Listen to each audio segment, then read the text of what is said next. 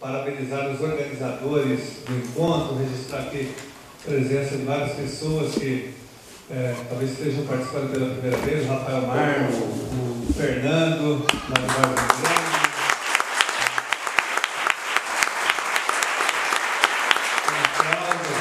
a professora Cláudia, a nossa sempre vereadora Marcela de Campinas, né? Esse é um movimento importante, principalmente nesse momento histórico em que nós estamos vivendo, onde no mundo nós temos muitas manifestações organizadas pela juventude. A Primavera Árabe foi organizada praticamente pela juventude, os movimentos de ocupação das praças em vários lugares da Europa, nos Estados Unidos também, são movimentos organizados por jovens, por estudantes.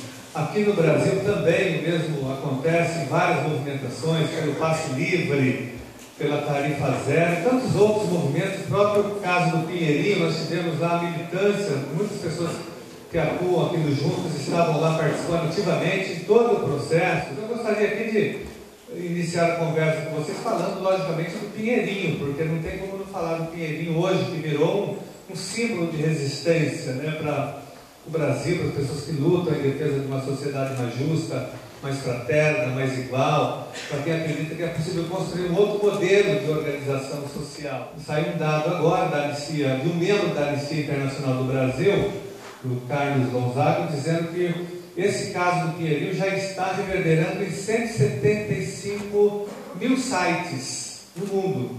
Então, essas imagens estão ganhando o mundo, porque tem muita imagem no YouTube, das redes sociais.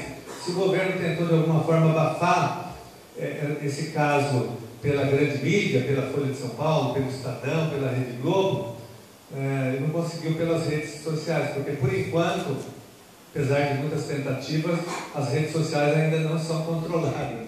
Porque nós consideramos o que aconteceu no Pinheirinho, São José dos Campos, esse movimento foi na verdade o Eldorado de Carajás do século XXI.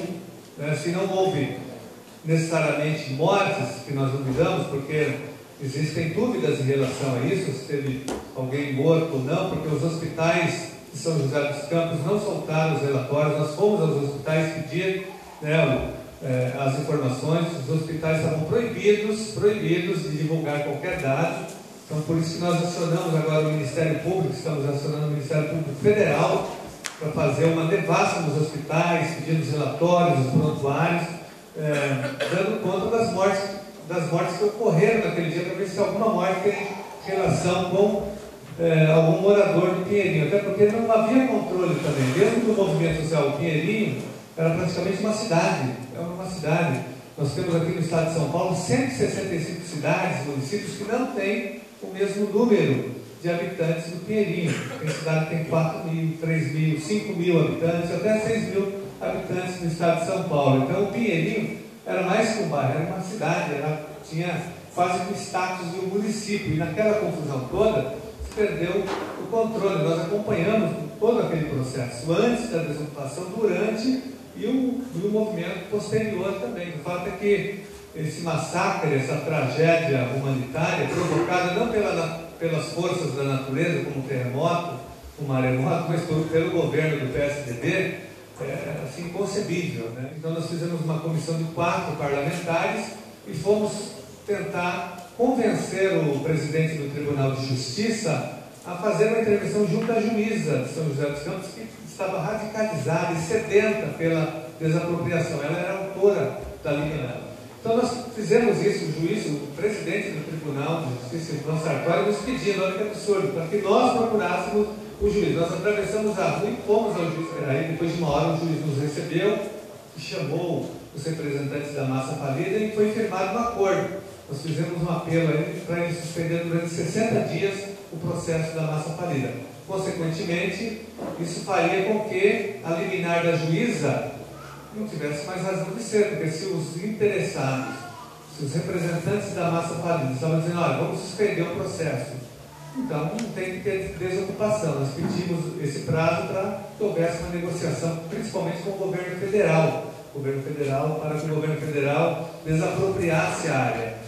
Enfim, não conseguimos 60 dias, mas conseguimos 15 dias. Atravessamos a rua, os 4 de volta, levamos o presidente do TJ e ele disse que tomaria as providências. Então, para nós, foi uma grande vitória naquele momento. Nós distribuímos a cópia em São José dos Campos e, em tese, a suspensão tinha sido feita. Mas, estranhamente, no domingo houve o massacre do Pinheirinho. A juíza convenceu o juiz da massa falida a revogar esse acordo, mas ele não comunicou esse grupo de deputados. Enfim, aí houve um massacre. Várias tentativas foram feitas, tentando conversar. Conversamos com essa juíza antes, com o comandante da Polícia Militar, conversamos com o secretário de Segurança Pública, com o governador Geraldo Alckmin, enfim, mas o cinismo foi maior, fomos tratados com cinismo durante todo o processo de desapropriação, porque o governo já estava determinado a, enfim, fazer o massacre do Pinheirinho. Mas, além desse interesse, que eu acho que era um interesse muito forte e profundo, de beneficiar esse setor empresarial, imobiliário, a especulação imobiliária e o mercado imobiliário, sem dúvida nenhuma, tinha também uma questão de limpeza social. Isso aí era muito forte, muito claro, mas, sobretudo, eu acho que foi determinante para que houvesse esse massacre dessa forma foi a organização desse movimento. Um movimento muito bem organizado, com lideranças bem politizadas. Era um movimento politizado também. As pessoas atingiram ali, no processo de organização, um nível de consciência política, muitos moradores,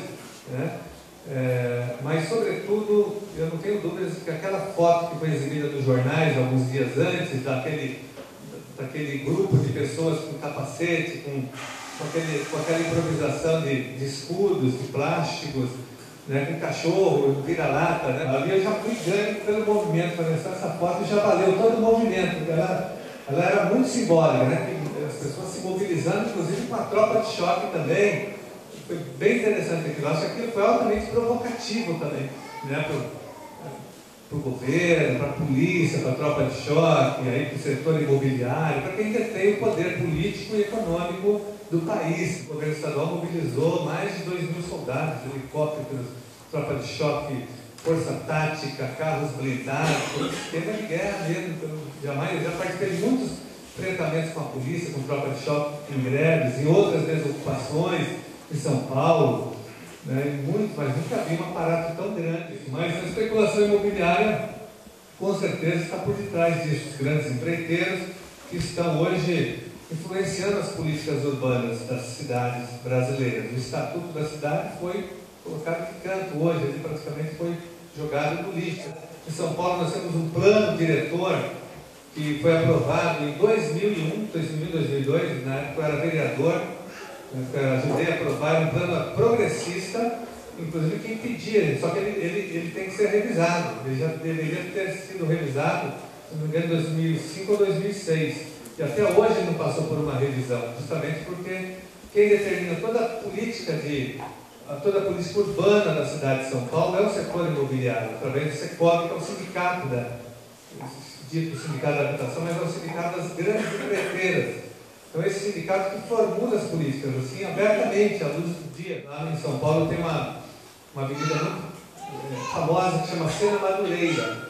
Essa avenida, ela tem depois uma pequena, uma outra avenida menor, que dá acesso a uma grande avenida que é a Ricardo Jafé. Então, esse SECOB ofereceu para o prefeito Kassab um projeto de construir um túnel ligando essas duas grandes avenidas, um túnel totalmente desnecessário, custando 4 bilhões de reais, retirando isso do orçamento público. 4 bilhões daria para construir metrô, daria para a prefeitura investir no transporte sobre trilhos, que é a única saída para a cidade de São Paulo. Nós temos outras questões também importantes, outros projetos como ciclovias, corredores de ônibus, mas com certeza nós não temos dúvidas de que o transporte sobre trilhos hoje é a grande saída. O prefeito optou por construir um túnel e uma obra que vai beneficiar o setor das grandes construtoras, das grandes empreiteiras. E assim tem grandes